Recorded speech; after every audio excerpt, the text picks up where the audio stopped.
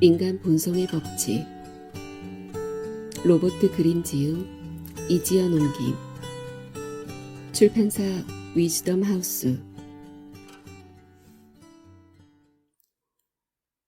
서문. 인간의 내면을 해독하는 단 하나의 열쇠. 뜻밖의 아주 야비하고 어이없는 일을 당하더라도 그것 때문에 괴로워하거나 짜증내지 마라. 그냥 지식이 하나 늘었다고 생각하라. 인간의 성격을 공부해 가던 중에 고려해야 할 요소가 새로 하나 나타난 것뿐이다. 우연히 아주 특이한 광물 표본을 손에 넣은 광물학자와 같은 태도를 취하라. 아르투어 쇼펜하우어. 살다 보면 어쩔 수 없이 이런저런 사람을 만나게 된다. 그 중에는 일부러 분란을 일으키는 사람도 있고 내 인생을 피곤하게 만드는 사람, 불쾌감을 주는 사람도 있다. 그는 내 상사나 리더일 수도 있고 직장 동료나 친구일 수도 있다. 대놓고 공격적일 수도 교묘히 공격성을 감출 수도 있지만 내 감정을 자유자재로 갖고 논다는 점에서는 마찬가지다. 문제는 그런 사람이 종종 겉으로는 매력적으로 보인다는 사실이다. 아이디어와 열정을 마구 뿜어내고 신선하게 느껴질 만큼 자신감이 넘쳐서 우리는 깜빡 그들의 주문에 걸려버리기 일쑤다. 뒤늦게야 실은 그 자신감이 비이성적인 태도였다는 걸, 그가는 아이디어는 앞뒤를 제대로 재본 결과도 아니었다는 걸 알게 되지만 시간을 되돌리기엔 이미 늦었다. 동료들 중에는 속으로 나를 시기한 나머지 어떻게든 나를 끌어내리고 싶은 마음에 내 작업이나 커리어에 일부러 흠집을 내는 인간도 있다. 사람 좋은 동료나 신입사원이라 여겼는데 알고 보니 더 높은 곳에 오르기 위한 발판으로 나를 철저히 이용하고 있었음을 깨닫고 경악할 때도 있다. 문제는 그럴 때 우리가 상대의 행동을 전혀 예상치 못하고 있다가 무방비 상태에서 당한다는 점이다. 그런 사람들은 종종 그럴듯한 핑계를 만들어 자신의 행동을 정당화하거나 만만한 희생양을 찾아 비난의 화살을 돌린다. 저들은 어떻게 해야 우리를 혼란에 빠뜨리고 그가 진두지휘하는 연극 속으로 끌어들일 수 있는지 정확히 알고 있다. 우리는 항변하고 화를 낼 수도 있다.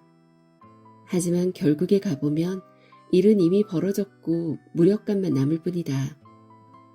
그리고 그게 끝이 아니다. 그러고 나면 내 인생에는 이름만 다른 똑같은 유형의 인간이 또다시 나타나고 똑같은 상황이 반복된다. 이런 혼란이나 무력감을 나 때문에 혹은 내 행동 때문에 느낄 때도 있다. 예를 들면 상사나 동료, 친구에게 기분 나쁜 말을 불쑥 내뱉어버린 경우가 그렇다. 대체 어디서 그런 말이 나왔는지는 나도 모른다. 다만 내 안에 어떤 분노나 긴장감이 그런 식으로 새어나와 나를 이렇게 후회하게 만든다는 사실에 좌절할 뿐이다. 어느 프로젝트나 계획에 온몸을 던졌는데 지나고 보니 참 바보 같은 짓이었고 시간만 낭비했음을 깨달을 때도 있다. 나와 절대로 안 맞는 사람이라는 걸 알면서 속수무책으로 사랑에 빠지기도 한다. 그럴 때 우리는 생각한다. 내가 대체 뭐에 씌였던 걸까? 바로 이럴 때 우리는 비로소 내가 자기 파괴적 행동 패턴에 빠져 있음을 눈치챈다. 하지만 그 패턴은 나조차도 어쩔 수 없는 일인 듯 보인다. 마치 내 안에 어떤 낯선 이가 살고 있어서 그 작은 악마가 내 뜻과는 상관없이 일을 벌이고 내가 잘못된 행동을 하게끔 등을 떠미는 것 같다. 이 낯선 이는 아주 괴상한데 적어도 내가 생각하는 나 자신과는 확실히 다르다. 남들의 초안 행동과 나 자신의 가끔 이해되지 않는 행동, 이 두 가지와 관련해서 우리가 아는 것이라고는 무엇이 그런 행동을 유발하는지 전혀 감도 잡을 수 없다는 사실뿐이다. 물론 손쉬운 설명에 만족하고 넘어갈 수도 있다. 그놈이 나쁜 놈이라서 그래. 완전 사이코패스야. 내가 뭐에 씌었지. 제정신이 아니었어. 하지만 이런 말들로 위로해봤자 아무것도 이해할 수도, 같은 패턴이 반복되는 걸 막을 수도 없다. 사람들은 남의 말과 행동에 감정적으로 대응하며 그저 피상적으로 살아간다. 타인에 대해서나 나 자신에 대해서나 우리는 그냥 단순한 생각을 가지고 산다. 나 자신에게 들려주기에 가장 쉽고 편리한 이야기에 만족한다. 하지만 만약 우리가 저런 표면적 이유 아래로 풍덩 뛰어들어서 그 아래 깊은 곳을 볼 수 있다면 어떨까? 인간의 행동을 유발하는 진짜 뿌리에 가까이 갈 수 있다면? 왜 누구는 돌연 시기 질투에 사로잡혀 내일을 회방 놓을까? 왜 어떤 사람은 마치 신이라도 되느냐, 그릇된 자신감에 차서 본인은 절대로 틀릴 수가 없다고 생각할까? 왜 사람들은 갑자기 비이성적인 행동을 하며 시커먼 속내를 드러낼까? 왜 누구는 늘 그의 행동을 합리화할 이유를 준비해 놓고 있을까? 왜 나는 나를 벌레 취급하는 리더에게 계속 의지할까? 우리가 만약 신부의 내면을 들여다보고 상대를 판단할 수 있다면, 그래서 잘못된 직원을 뽑거나 나에게 큰 상처를 줄 사람과 가까워지는 것을 막을 수 있다면 어떻게 될까? 우리가 인간 행동의 뿌리를 제대로 알고 있다면 파괴적 인간들이 멋대로 행동하고도 요리조리 빠져나가기가 훨씬 어려워질 것이다. 그들의 매력에 빠져서 잘못된 길로 들어서는 일도 크게 줄어들 것이다. 뒤에서 우리를 조종하는 저들의 더러운 수법을 미리 예측하고 저들의 핑계를 간파하게 될 것이다. 저들이 내 관심사를 이용해 나를 조종한다는 사실을 이미 알기 때문에 저들이 짜놓은 각본 속으로 질질 끌려 들어가지 않을 것이다. 마침내 저들의 실체를 알아보고 저들이 가진 힘을 빼앗을 수 있을 것이다. 우리 자신에 대해서도 같은 말을 할 수 있다. 내면을 들여다보고 문제가 되는 감정의 출처가 어디인지, 왜 그 감정은 종종 나의 바람을 거스르는 행동을 하게 만드는지 알 수 있다면 어떨까? 우리는 왜 그토록 남이 가진 걸 원할까? 우리는 왜 내가 경멸하는 사람을 배척하는 집단에게 그토록 강한 동질감을 느낄까? 우리는 왜 나의 본 모습에 대해 거짓말을 하고 의도치 않게 남들을 밀어낼까?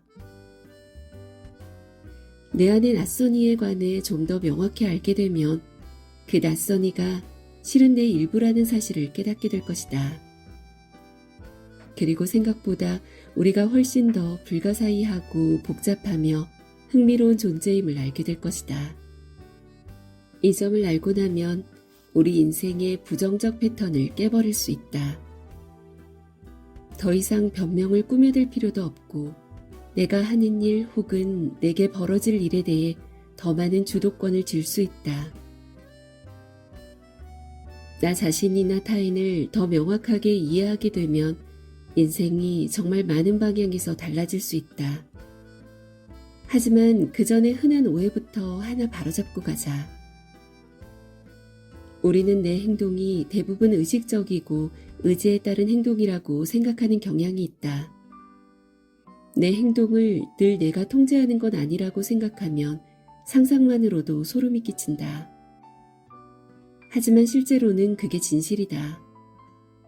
우리는 내면 깊숙한 곳에 위치한 여러 힘의 지배를 받는다. 그 힘들은 의식보다 낮은 수준에서 활동하면서 우리의 행동을 좌우한다. 우리 눈에 보이는 것은 결과, 내 생각, 기분, 행동일 뿐, 실제로 내 감정을 움직여 특정한 행동을 하게 만드는 실체에 대해서는 의식적으로 접근하는 경우가 거의 없다. 분노만 봐도 그렇다. 우리는 통상 나에게 분노라는 감정을 일으키는 원흉으로 어느 개인 혹은 집단을 지목한다. 하지만 더 깊이 정직하게 파고들어 보면 나에게 분노나 좌절을 유발하는 원인은 그보다 깊은 뿌리를 가지고 있음을 알고 있다.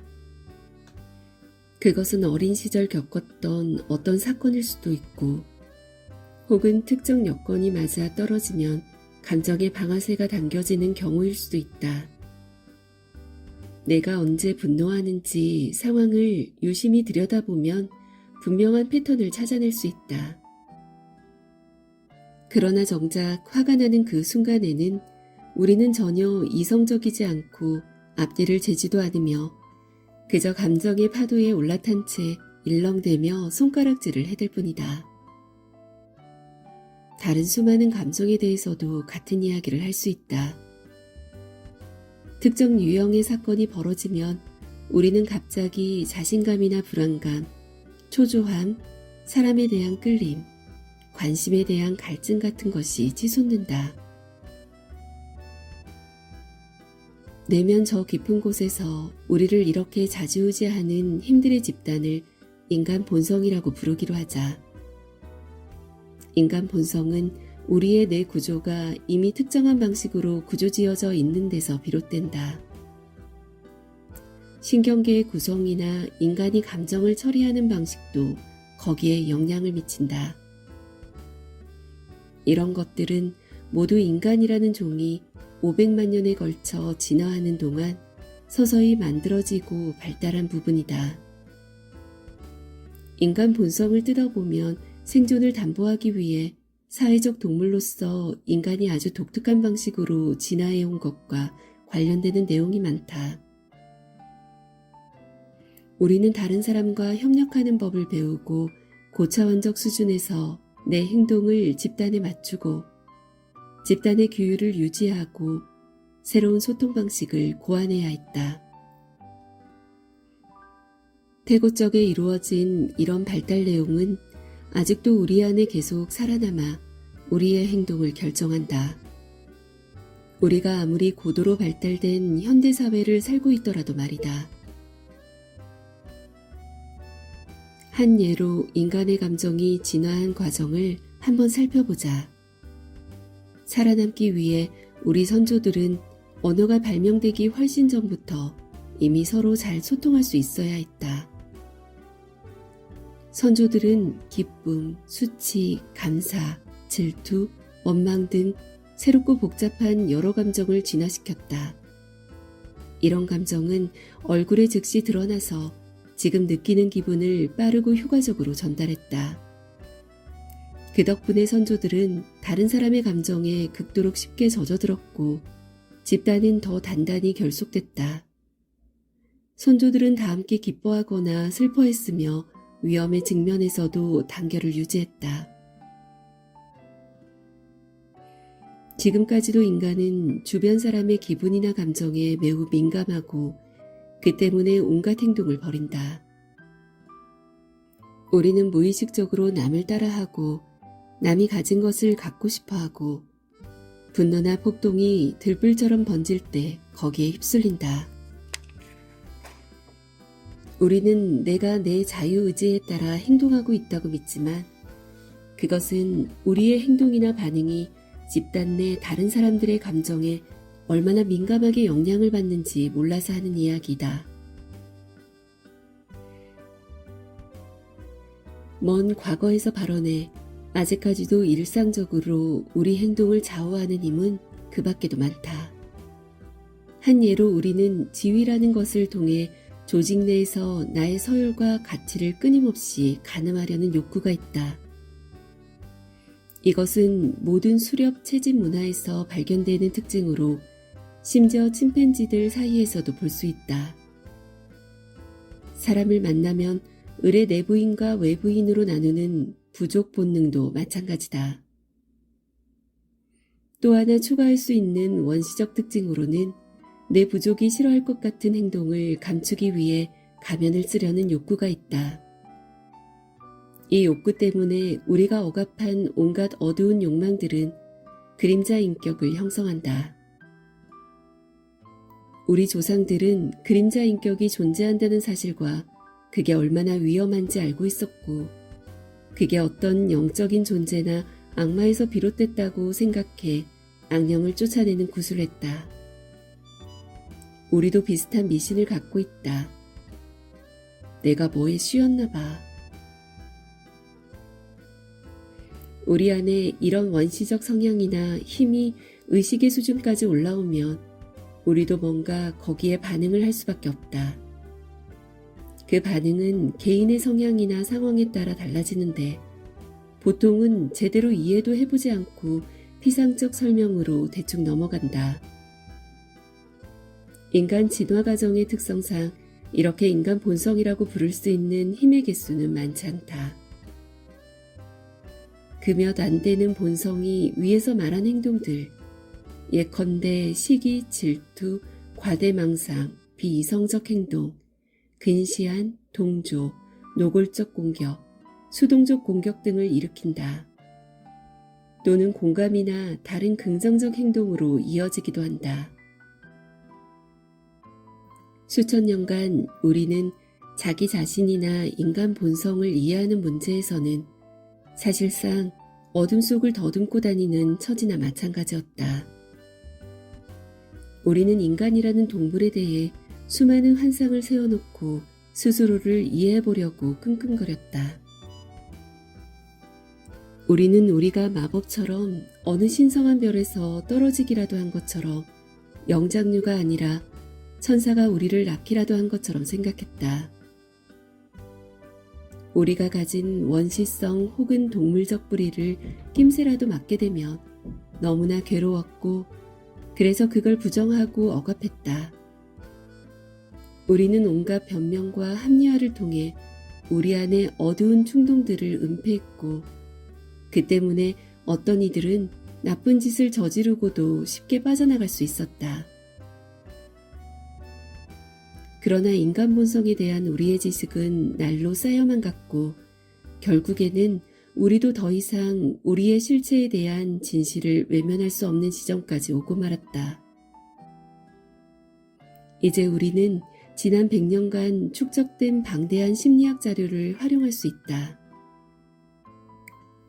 멜라니 클라인과 존 볼비, 도널드 위니캇은 초년기 발달이 이후의 삶에 미치는 영향과 아동기에 관해 상세히 연구했다. 하인즈 코엇은 나르시시즘의 근원을 캤고 칼 융은 인격의 어두운 측면을 파헤쳤다. 사이먼 베론 코어는 공감의 기원을, 폴 에크먼은 감정의 구성을 연구했다. 우리 자신을 이해하는 데 도움이 될 만한 다른 과학 분야의 발전도 있다. 안토니오 다마지오와 조지프 이 루드의 뇌 연구, 인간 특유의 생물학적 구성에 관한 에드워드 오 윌슨의 연구, 정신과 육체의 관계에 관한 V.S. 라마찬드란의 연구 등이 그런 예다. 또 프란스 데발의 영장류 연구, 제레드 다이아몬드의 수렵 채집꾼 연구, 데니얼 카너먼의 경제주체의 행동 연구, 윌프레드 비용과 엘리엇 에런슨의 집단행동에 관한 연구도 활용 가능하다. 인간 본성의 여러 측면을 새롭게 조명했던 철학자들의 연구도 빼놓을 수 없다. 아르투어 쇼펜하우어, 프리드리히 니체, 호세 오르테가 이 가세트 등이 대표적이다. 또 조지 엘리엇, 헨리 제임스, 렐프 앨리슨 같은 소설가들의 통찰도 유용한데 많은 경우 인간 행동에 보이지 않는 부분을 가장 예민하게 느끼는 사람이 바로 소설가들이기 때문이다. 마지막으로 최근 들어 우리가 이용할 수 있는 전기의 숫자가 크게 늘었는데 전기야말로 인간 본성이 활동하는 모습을 깊이 있게 보여주는 훌륭한 자료다. 이 책은 다양한 분과에서 나온 이런 방대한 아이디어와 지식의 보고를 한데 모아보려는 시도다. 그렇게 해서 특정 관점이나 도덕적 판단이 아니라 증거에 기초한 인간 본성에 관한 정확하고 유익한 안내서를 한 편 만들어 보려 한다. 이 안내서는 우리 종을 잔인할 만큼 현실적으로 평가해 놓을 것이다. 우리가 좀 더 자각을 가지고 행동할 수 있도록 우리의 실체를 철저히 해부할 것이다. 이 책을 한 권의 암호책이라고 생각하라. 평범하고 이상하고 파괴적이고 별의별 모습을 다 가진 사람들의 행동을 해독할 수 있게 도와주는 책이라고 말이다. 이 책의 각 장은 인간 본성의 한 측면 내지는 한 가지 법칙을 다룬다. 이것들을 법칙이라고 부를 수 있는 이유는 이들 힘의 영향을 받는 사람이 비교적 예측 가능한 방식으로 반응하기 때문이다. 각 장에는 해당 법칙을 대표적으로 잘 보여주는 상징적 인물들의 이야기가 실려 있다. 그리고 나 자신이나 다른 사람이 해당 법칙에 영향을 받고 있을 때 어떻게 대처해야 하는지 아이디어와 전략이 제시된다. 각 장의 끝에서는 인간이 가진 이 원초적 힘을 어떻게 하면 더 긍정적이고 생산적으로 바꿀 수 있을지 이야기한다. 더 이상 인간 본성의 수동적 노예가 아니라 능동적으로 그것을 바꾸는 주체가 될 방법을 모색한다. 이런 지식은 다소 유행이 지났다고 생각할 사람도 있을 것이다. 지금의 우리는 너무나 수준이 높고 기술적으로 발전했고 진보적이며 계몽된 상태니까 말이다. 원시적 뿌리를 벗어난 지 한참이고 심지어 인간 본성을 다시 쓰는 중이라고 말할 사람도 있을지 모른다. 그러나 현실은 오히려 정반대다.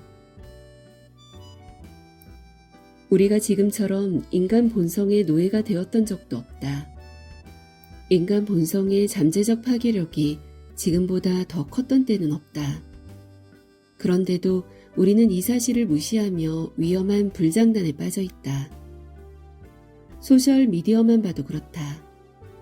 감정이 서로에게 전염될 일은 오히려 늘었다.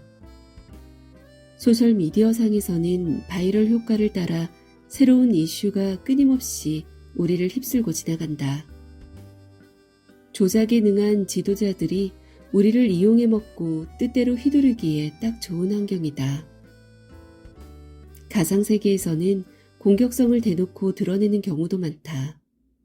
뒷일을 생각지 않고 우리의 어두운 이면을 펼쳐놓기가 훨씬 더 쉽기 때문이다. 수많은 사람과 순식간에 소통하는 일이 가능해지면서 남들과 나를 비교하고 시기심을 느끼고 주목을 받아 신분을 상승시키려는 성향 역시 이전보다 더 강해졌다. 마지막으로 우리의 부족 본능을 보면 이제는 그 성향을 마음껏 발휘할 수 있는 완벽한 도구가 생긴 셈이다.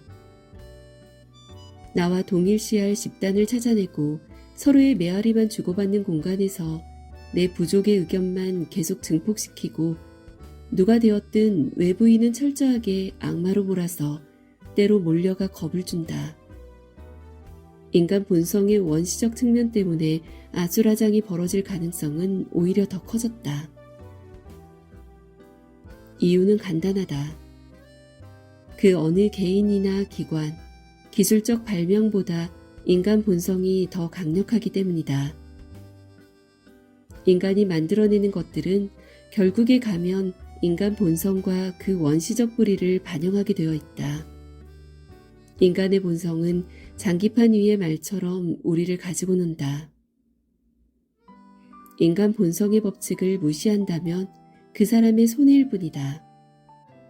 인간 본성을 인정하지 않는 것은 스스로 통제할 수 없는 패턴 속에 빠져 계속해서 혼란과 무력감을 느끼겠다고 작정하는 것이나 마찬가지다.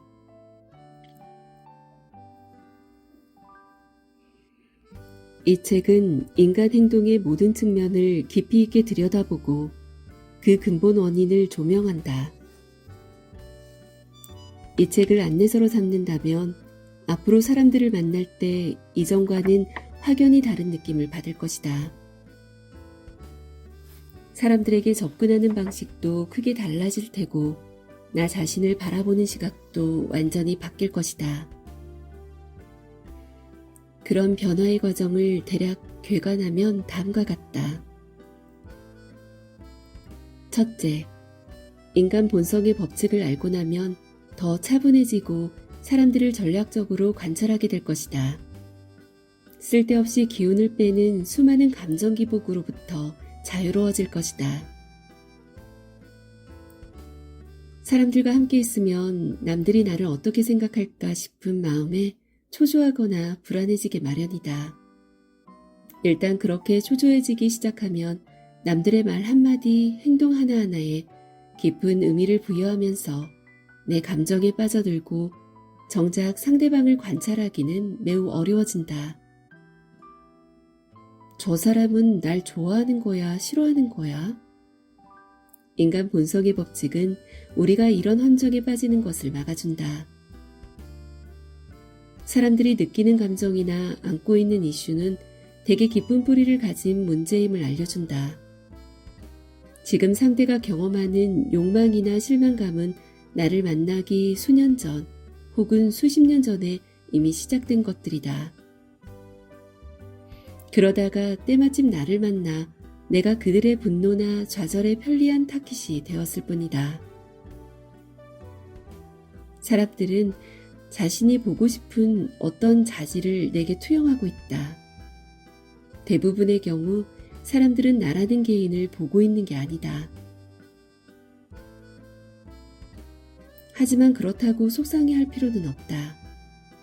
어쩌면 우리는 오히려 해방감을 느껴야 한다.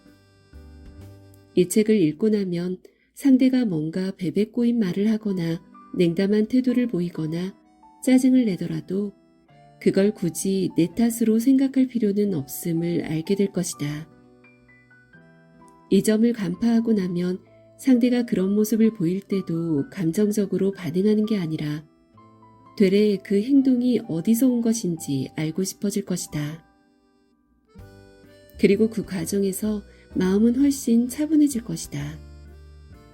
이 방법이 뿌리를 내리고 나면 다른 사람을 멋대로 심판하거나 도덕적으로 훈계하려는 성향이 줄어들 것이다. 상대의 결점을 있는 그대로 인간 본성의 일부로 받아들이게 될 것이다. 당신이 이렇게 관용적 태도를 가진 사람인 것을 알면 사람들은 당신을 지금까지보다 훨씬 더 좋아할 것이다. 둘째, 인간 본성의 법칙을 알고 나면 사람들이 끊임없이 내보내는 여러 신호를 능수능란하게 해석하게 될 것이다. 그래서 상대가 어떤 사람인지 훨씬 더 잘 판단하게 될 것이다.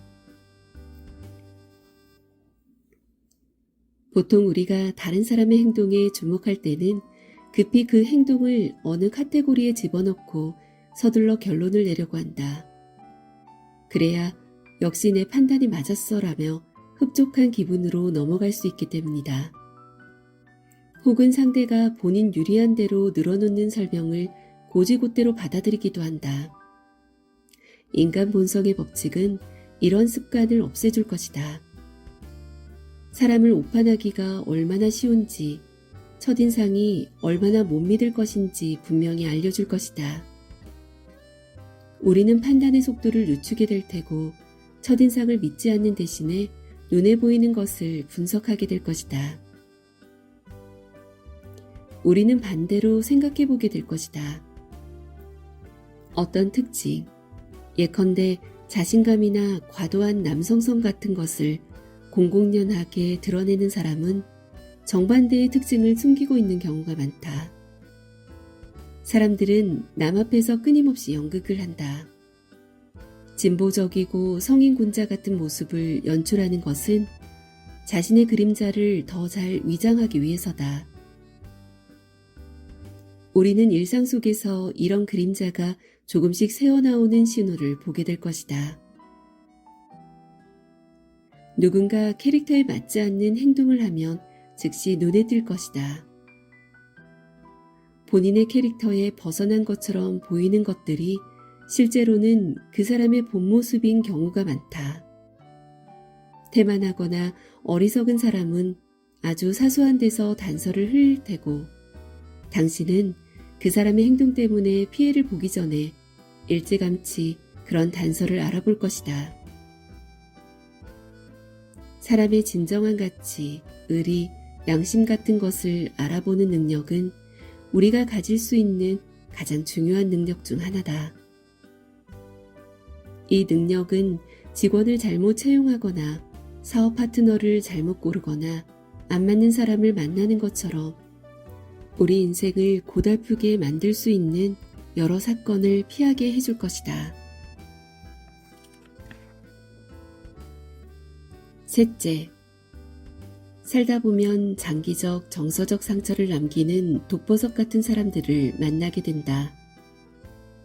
인간 본성의 법칙을 알고 나면 그런 자들을 만나도 대적할 수 있고 그들의 생각을 앞지르게 될 것이다. 공격적이거나 시샘이 많거나 사람을 뒤에서 조종하는 사람들은 자신이 그렇다고 밝히지 않는다. 오히려 그들은 첫 만남에서 매력적으로 보이는 법을 알고 있다. 그들은 칭찬을 늘어놓고 온갖 수단을 동원해 일단 우리를 무장해제시키고 본다. 그랬던 사람이 깜짝 놀랄 만큼 추잡한 짓을 저지르면 우리는 배신감과 분노, 무력감을 느낀다. 그들은 자신의 존재감으로 우리의 마음을 압도하기 위해 계속해서 압박을 만들어내기 때문에 우리는 똑바로 생각하거나 전략적으로 행동하기가 곱절로 더 어렵다.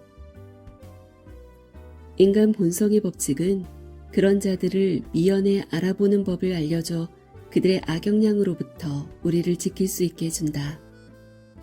그런 사람 근처에는 아예 얼씬도 하지 않거나 그들의 배후 조종을 예상할 수 있어 기습당할 일이 없기 때문에 마음의 평화를 유지하기가 훨씬 쉬워진다. 머릿속으로 그들의 위장을 한꺼풀 벗겨내고 허세 뒤에 숨어있는 뚜렷한 약점과 불안에 초점을 맞출 수 있게 된다.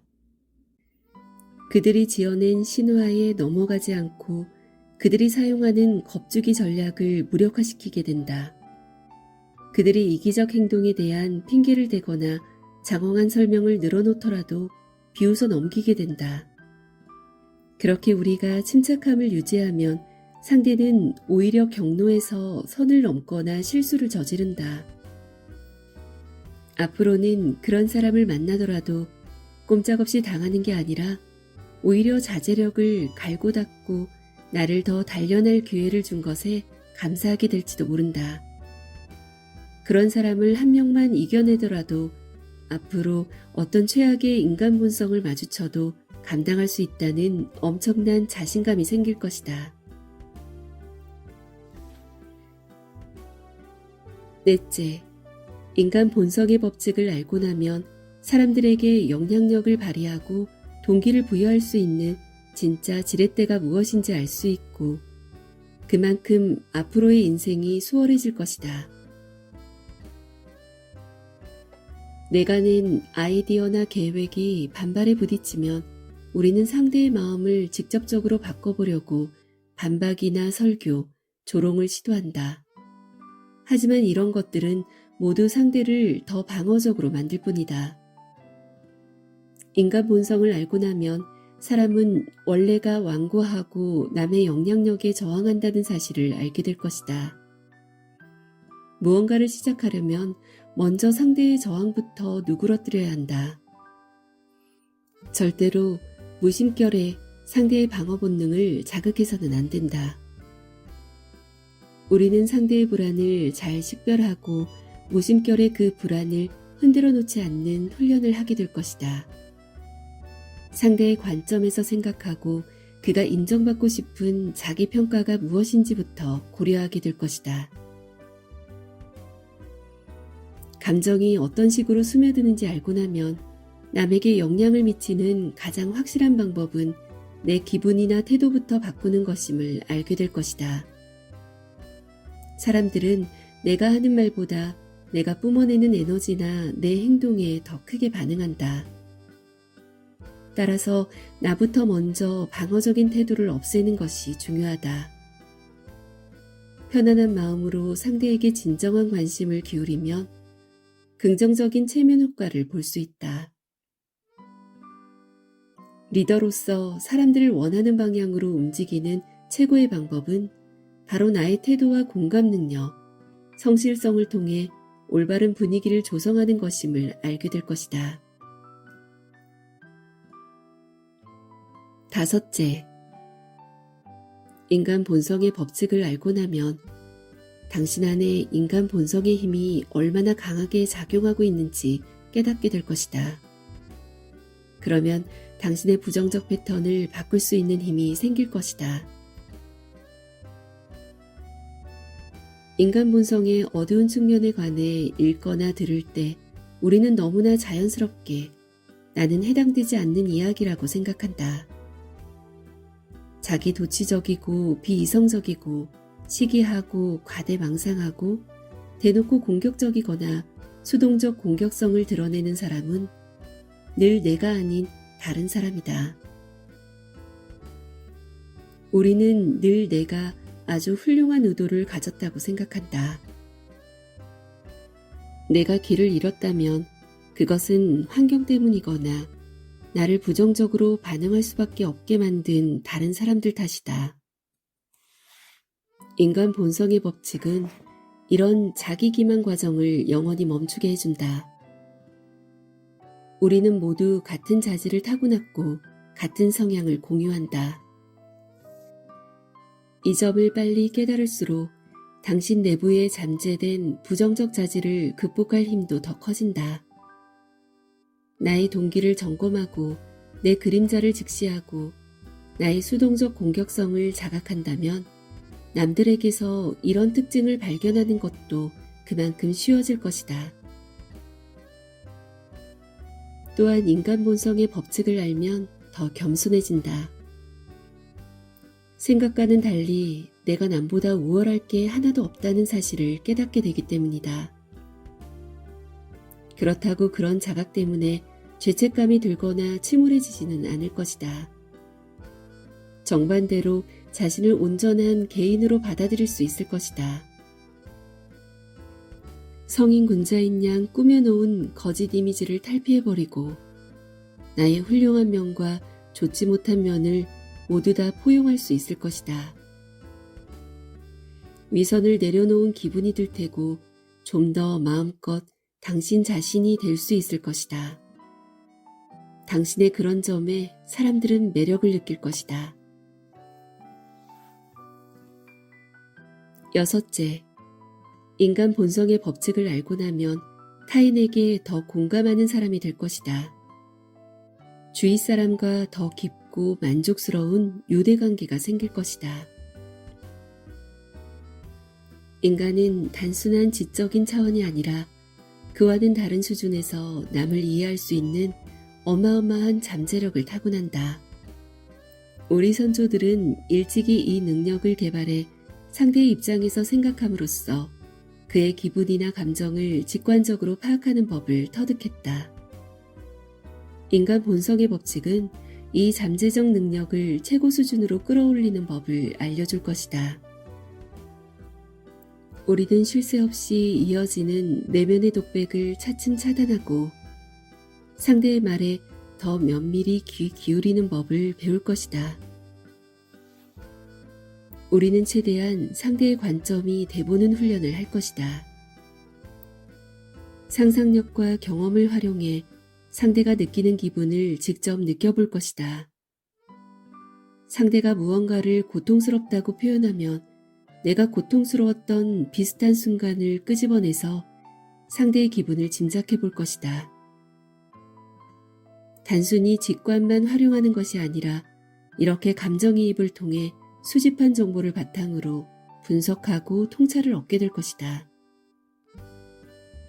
공감과 분석 사이를 끊임없이 오가며 관찰 내용을 계속 업데이트할 것이고 상대의 눈으로 세상을 보는 능력을 키우게 될 것이다.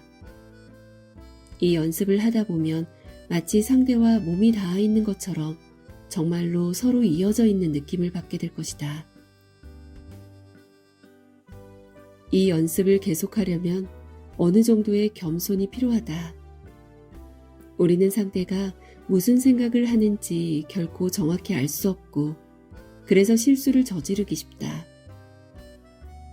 따라서 성급한 결론을 내리지 말고 계속 더 알아가겠다는 자세로 임해야 한다.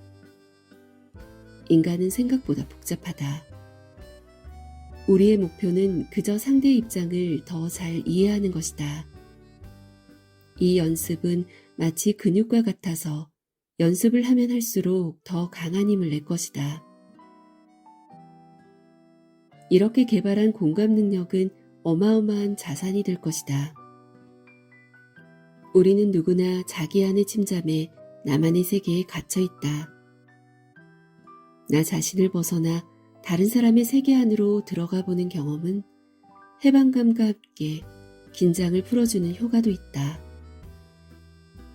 형식을 막론하고 지어낸 이야기나 영화에 우리가 매력을 느끼는 이유도 바로 이 때문이다. 나와는 전혀 다른 사람의 생각과 관점 속으로 들어가 볼 수 있는 기회에 매력을 느끼는 것이다. 이 연습은 우리의 사고방식을 완전히 바꾸어 놓을 것이다. 선입견은 그만 놓아주고 있는 그대로 현재를 느끼고 타인에 대한 견해를 끊임없이 수정하게 할 것이다. 그렇게 습득된 융통성은 우리의 문제 해결 능력 전반에 영향을 미칠 것이다. 기꺼이 다른 가능성을 고려하고 다른 관점을 취해보게 될 것이다. 이게 바로 창의적 사고의 핵심이다. 마지막으로 인간 본성의 법칙을 알고 나면 당신의 잠재력이 달리 보일 것이다.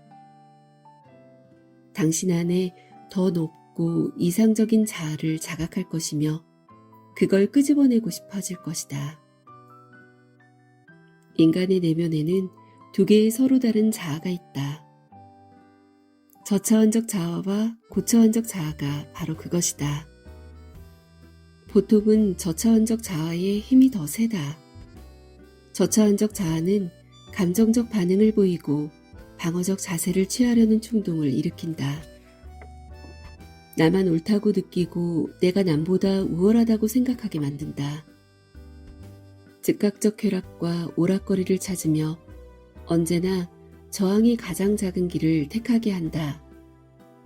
남들의 생각을 그대로 채택하고 집단 속에 나를 상실하게 만든다. 반면 우리가 고차원적 자아의 충동을 느끼는 순간들은 나 자신을 벗어나서 남들과 더 깊이 교감하고 싶을 때, 일에 완전히 몰두하고 싶을 때, 단순한 반응이 아니라 생각을 하고 싶을 때, 인생에서 나만의 길을 가고 싶을 때, 나만의 개성이 무엇인지 발견하고 싶을 때 등이다. 저차원적 자아는 보다 동물적이고 무의식적인 본성으로 우리는 저차원적 자아에 쉽게 빠져든다. 반면에 고차원적 자아는 인간의 본성 중에서도 정말로 더 인간적인 측면으로 우리가 스스로를 자각하며 사려 깊은 행동을 하게 만든다.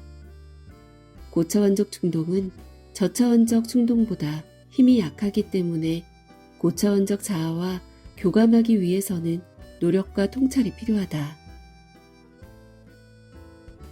우리는 누구나 고차원적 자아라는 이상적 자아를 끄집어내고 싶다.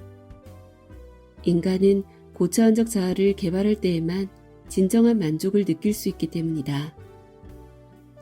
이 책은 우리가 인간 본성의 각 법칙에 포함된 긍정적이고 능동적인 요소를 자각함으로써 바로 이 목표를 달성할 수 있게 도와줄 것이다.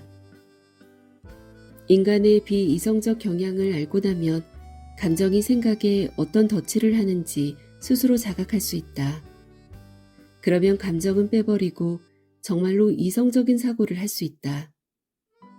생활 속 내 태도가 나에게 벌어질 일을 결정한다는 사실과 공포를 느끼면 자연히 마음은 닫힌다는 사실을 알고 나면 열린 마음과 두려움 없는 태도를 키울 수 있다. 내가 남들과 나를 비교하는 경향이 있다는 사실을 알면 그것을 자극 삼아 더 뛰어난 결과를 내서 사회에서 두각을 드러낼 수 있다. 훌륭한 일을 성취한 사람들을 보면 존경하게 될 것이고 그들을 모범 삼아 본받고 싶어질 것이다. 원시적 성향 하나하나마다 이런 마법이 일어날 테고 인간 본성에 대해 늘어난 지식을 토대로 우리를 끌어내리려는 저차원적 자아의 강력한 힘에 저항할 수 있을 것이다. 이 책을 읽을 때는 다음과 같이 생각하라. 나는 이제 인간 본성을 공부하는 학생이다. 우리는 몇 가지 능력을 개발할 것이다. 다른 인간을 관찰하고 판단하는 법을 배우며 나 자신을 깊이 들여다보는 법을 공부할 것이다. 고차원적 자아를 끄집어내려고 노력할 것이며 연습을 통해 이 기술의 달인이 될 것이다. 남들이 아무리 나에게 최악의 것들을 던지더라도 거기에 굴하지 않고 더 이성적이고 나 자신을 자각하고 생산적인 한 인간이 될 것이다. 사람은 그가 어떤 사람인지 보여줘야 더 나은 사람이 된다. 안톤 체호프.